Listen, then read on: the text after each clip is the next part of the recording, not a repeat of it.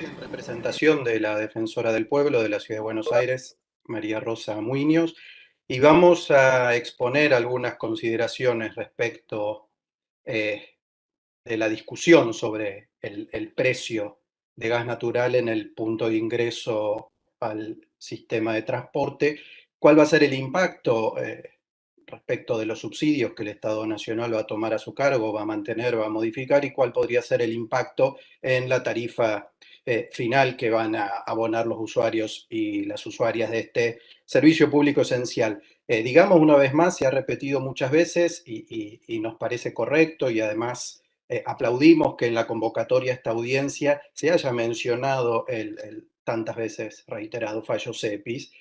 Y de ahí me parece que para iniciar recordemos que el acceso a los servicios públicos esenciales, en este caso fuentes de energía, hace necesariamente al ejercicio de derechos humanos, y esto es una premisa, la premisa fundamental que tenemos que considerar en toda la exposición. Vamos a hacer un muy breve repaso sobre algunas de las cuestiones que pueden incidir, algunas críticas respecto del sistema que viene implementándose desde algunos años para acá, y algunas humildes propuestas.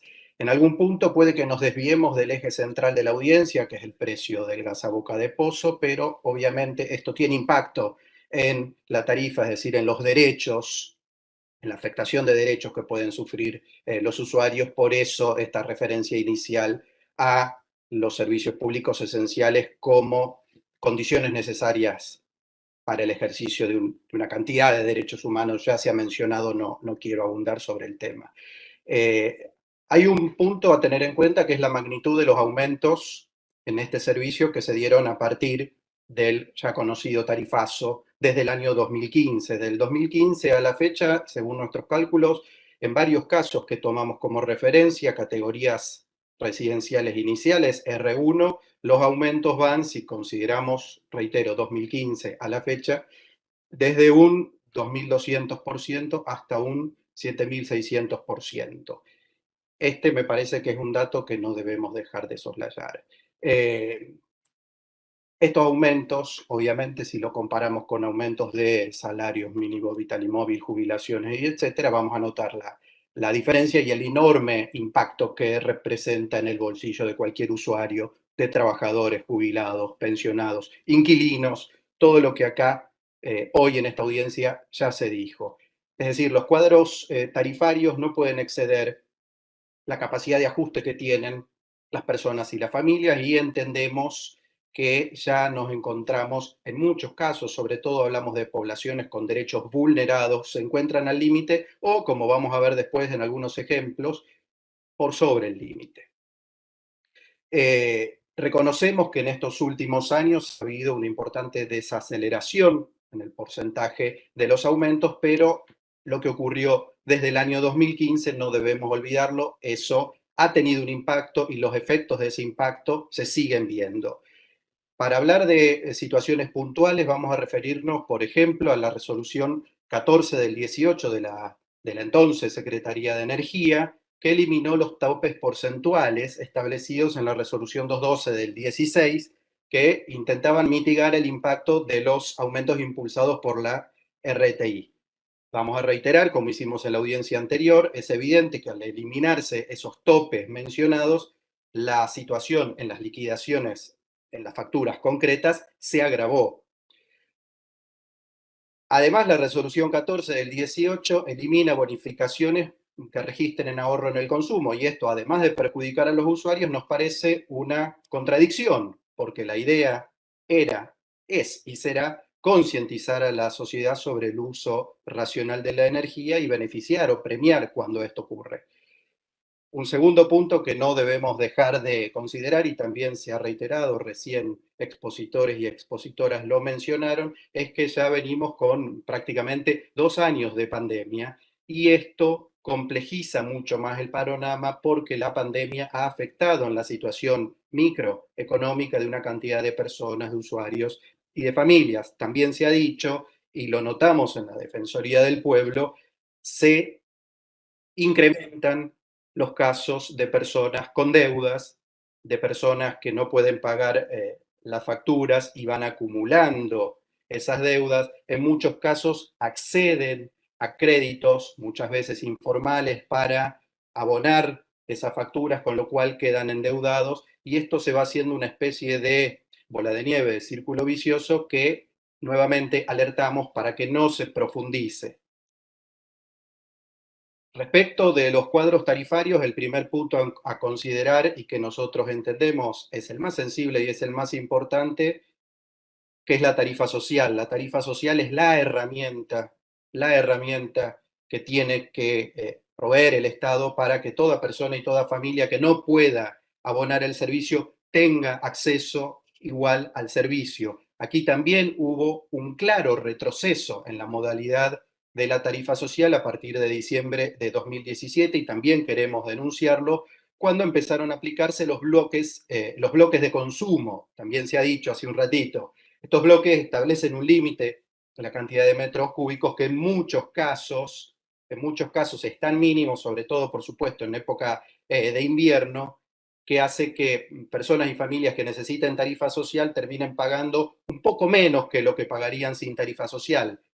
Dicho en resumen, desvirtúa el concepto de tarifa social. También la intervención del ANSES a partir del decreto 339 del 18 generó, y lo vemos nosotros en la Defensoría, una cantidad importante de inconvenientes burocráticos para acceder al beneficio o para mantener el beneficio. Lo mismo respecto de la demora en las solicitudes de hasta 35 días hábiles hemos detectado, rechazos improcedentes, sin instancia de reclamo o de descargo, vencimientos anuales que hacen que los usuarios, muchas veces que no tienen acceso a, ejemplo, instrumentos, elementos tecnológicos, tengan todos los años que renovarlo, ni hablar esto agravado por la situación de pandemia en la que estamos y que todavía estamos.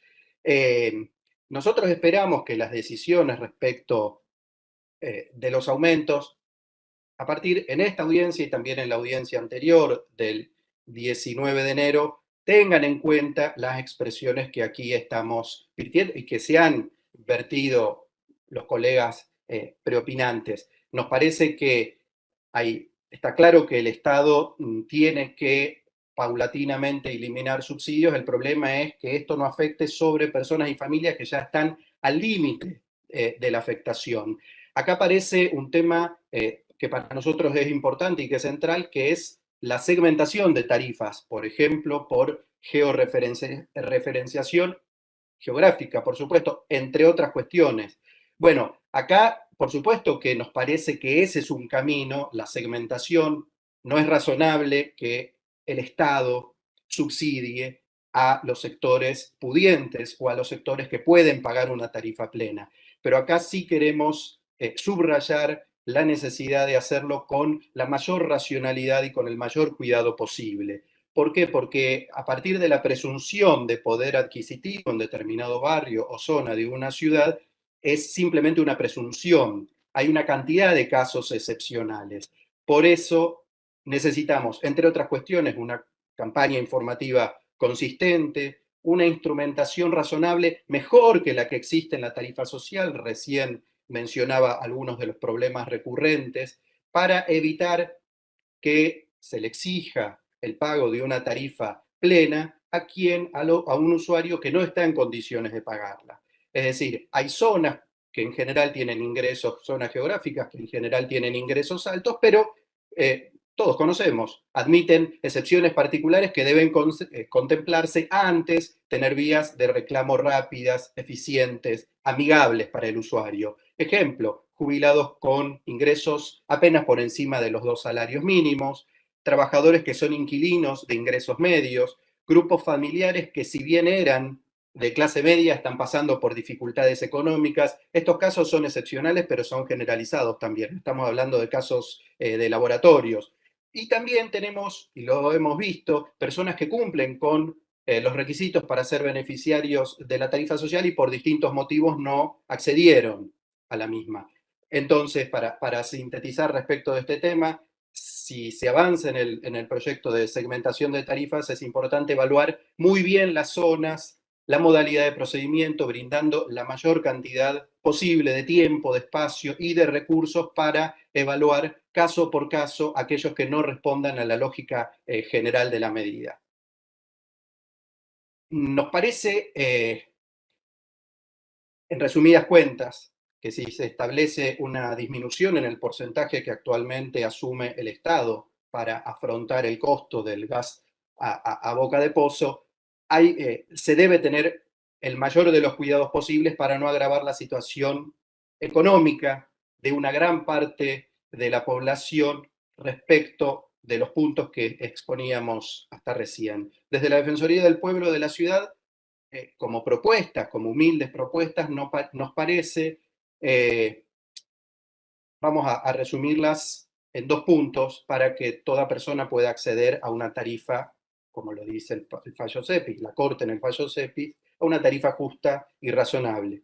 En primer lugar, que el porcentaje de aumento que finalmente alcanzará las liquidaciones sea inferior al proceso inflacionario que atravesamos, que sea siempre inferior al aumento, lógicamente, en relación al proceso inflacionario que se evidencie en salarios mínimos y en jubilaciones.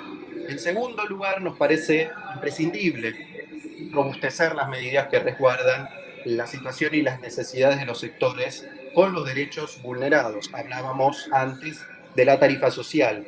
Necesitamos que se amplíen los alcances de la tarifa social, que sea más accesible, que sea más amigable, que no tenga demoras burocráticas.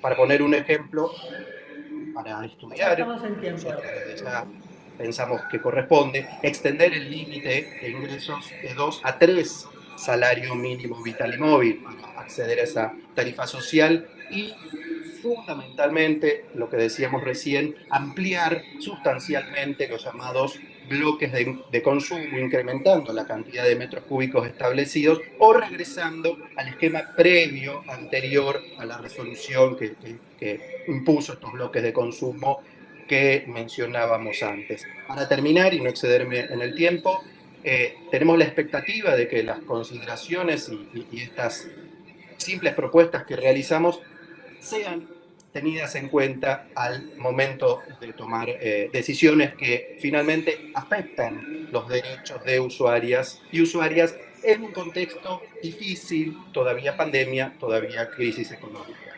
Muchas gracias y buenas tardes. Muchas gracias. Bueno, aquí llegamos al final de los oradores que estaban inscritos.